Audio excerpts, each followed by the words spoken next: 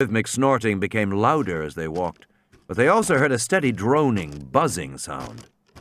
When they reached the end of the road, at the edge of the small concrete dock, Grant froze in shock. The Tyrannosaur was right there. It was sitting upright in the shade of a tree, its hind legs stretched out in front. Its eyes were open, but it was not moving except for its head, which lifted and fell gently with each snorting sound. The buzzing came from the clouds of flies that surrounded it, crawling over its face and slack jaws, its bloody fangs, and the red haunch of a killed hadrosaur that lay on its side behind the Tyrannosaur. The Tyrannosaur was only 20 yards away. Grant felt sure it must have seen him, but the big animal did not respond. It just sat there. It took him a moment to realize. The Tyrannosaur was asleep, sitting up but asleep. He signaled to Tim and Lex to stay where they were. Grant walked slowly forward onto the dock in full view of the Tyrannosaur. The big animal continued to sleep, snoring softly. Near the end of the dock, a wooden shed was painted green to blend with the foliage. Grant quietly unlatched the door and looked inside. He saw a half-dozen orange life vests hanging on the wall, several rolls of wire mesh fencing, some coils of rope, and 2 big rubber cubes sitting on the floor. The cubes were strapped tight with flat rubber belts. Rafts. He looked back at Lex. She mouthed, "No boat." He nodded, "Yes." The Tyrannosaur raised its forelimb to swipe at the flies buzzing around its snout, but otherwise it did not move. Grant pulled one of the cubes out onto the dock. It was surprisingly heavy. He freed the straps, found the inflation cylinder. With a loud hiss, the rubber began to expand, and then with a hiss whap, it popped fully open on the dock. The sound was fearfully loud in their ears. Grant turned, stared up at the dinosaur. The Tyrannosaur grunted and snorted. It began to move. Grant braced himself to run, but the animal shifted its ponderous bulk, and then it settled back against the tree trunk and gave a long, growling belch.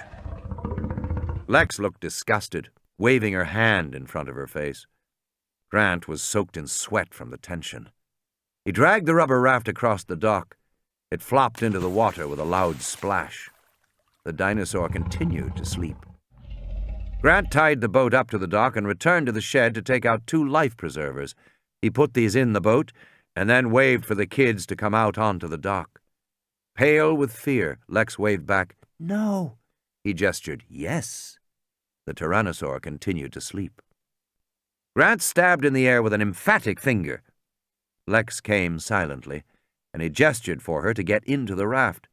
Then Tim got in, and they both put on their life vests. Grant got in and pushed off. The raft drifted silently out into the lagoon. Grant picked up his paddles and fitted them into the oarlocks. They moved farther from the dock. Lex sat back and sighed loudly with relief. Then she looked stricken and put her hand over her mouth. Her body shook with muffled sounds. She was suppressing a cough.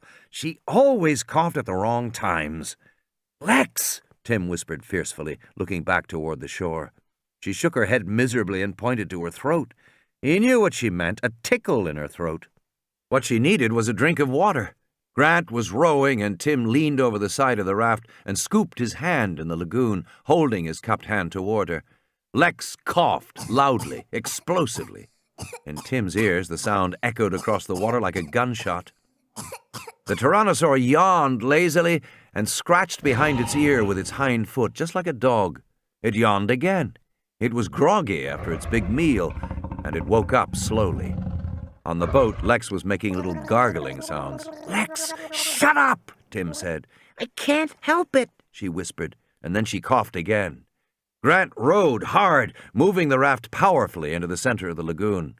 On the shore, the Tyrannosaur stumbled to its feet. "I couldn't help it, Timmy!" Lex shrieked miserably. "I couldn't help it!" "Shh!" Grant was rowing as fast as he could. "Anyway, it doesn't matter," she said. "We're far enough away. He can't swim." "Of course he can swim, you little idiot!" Tim shouted at her. On the shore, the Tyrannosaur stepped off the dock and plunged into the water. It moved strongly into the lagoon after them. "Well, how should I know?" she said. "Everybody knows Tyrannosaurs can swim. It's in all the books. Anyway, all reptiles can swim." Snakes can't. Of course snakes can, you idiot! Settle down, Grant said. Hold on to something. Grant was watching the Tyrannosaur, noticing how the animal swam. The Tyrannosaur was now chest-deep in the water, but it could hold its big head high above the surface. Then Grant realized the animal wasn't swimming. It was walking, because moments later only the very top of the head, the eyes and nostrils, protruded above the surface. By then it looked like a crocodile, and it swam like a crocodile, swinging its big tail back and forth, so the water churned behind it. Behind the head, Grant saw the hump of the back and the ridges along the length of tail as it occasionally broke the surface. Exactly like a crocodile, he thought unhappily. The biggest crocodile in the world. I'm sorry, Dr. Grant, Lex wailed. I didn't mean it. Grant glanced over his shoulder. The lagoon was no more than 100 yards wide here, and they'd almost reached the center. If he continued, the water would become shallow again. The Tyrannosaur would be able to walk again, and he would move faster in shallow water. Grant swung the boat around and began to row north. What are you doing? The Tyrannosaur was now just a few yards away. Grant could hear its sharp, snorting breaths as it came closer. Grant looked at the paddles in his hands, but they were light plastic, not weapons at all. The Tyrannosaur threw its head back and opened its jaws wide, showing rows of curved teeth. And then, in a great muscular spasm, lunged forward to the raft, just missing the rubber gunnel, the huge skull slapping down, the raft rocking away on the crest of the splash. The Tyrannosaur sank below the surface, leaving gurgling bubbles. The lagoon was still. Lex gripped the gunnel handles and looked back. Did he drown? No, Grant said.